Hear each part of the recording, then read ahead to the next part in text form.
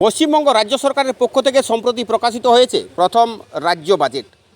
সারা বাংলা জুড়ে বিভিন্ন উন্নয়নমুখী প্রকল্প ধরা হয়েছে এই বাজেটে। সঙ্গে সরকারি কর্মচারীদের মহার্ঘ ভাতা প্রদান এবং বেতন বৃদ্ধি সহ স্বাস্থ্য, শিক্ষা সহ গুরুত্বপূর্ণ দিকগুলো উন্নয়নের লক্ষ্যে ধরা হয়েছে বিভিন্ন প্রকল্প।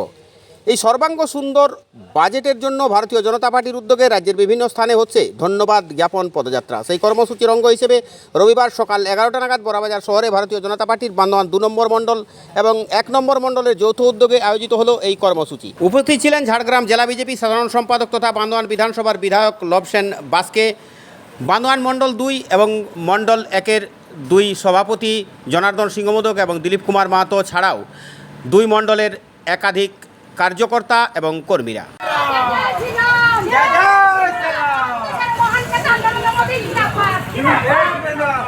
উন্নত চিকিৎসা পরিষেবার নির্ভরযোগ্য ঠিকানা খুঁজছেন?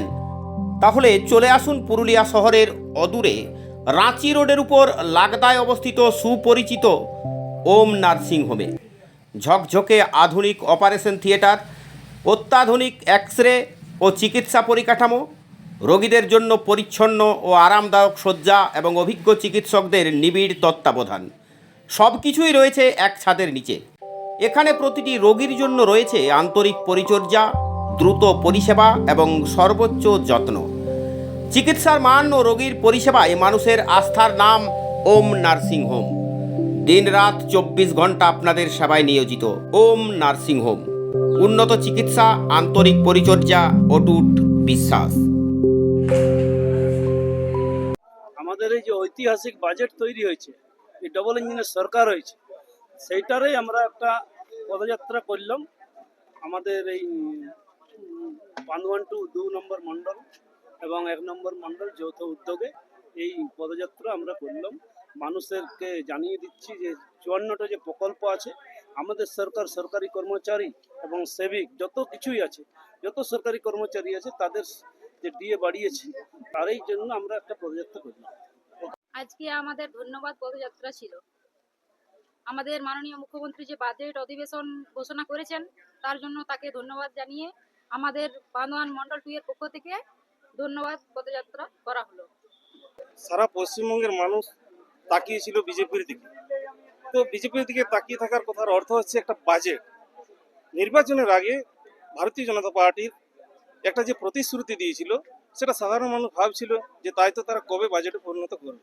আমাদের জনদরদী মুখ্যমন্ত্রী সেই বাজেট, সেই প্রতিশ্রুতি দিয়ে সারা পশ্চিমবঙ্গকে দেখিয়ে দিয়েছে যে ঐতিহাসিক বাজেট তা আজও পর্যন্ত পশ্চিমবঙ্গে কোনোদিন হয়নি। আশা কর্মীদের 5,000 টাকা বেতন বৃদ্ধি, আইসিডিএস কর্মীদের বেতন বৃদ্ধি, সমস্ত চাকুরিজীবীদের ডিএ বৃদ্ধি।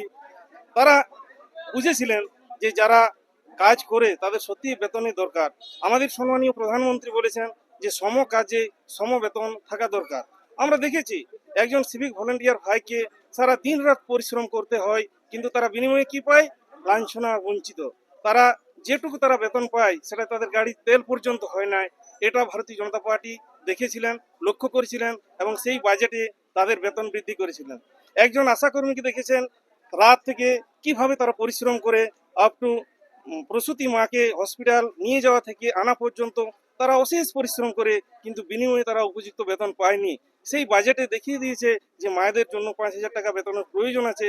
সমস্ত পশ্চিমবঙ্গবাসীকে, কৃষক থেকে শুরু করে সকলকে কিভাবে এই বাজেটের মধ্যে আনা যায়, সেটাই ভারতীয় জনতা পার্টি পেশ করেছেন এবং আগামী দিনে এই পশ্চিমবঙ্গকে সোনার বাংলা কিভাবে গড়া যায় তার পরিকল্পনা চলছে।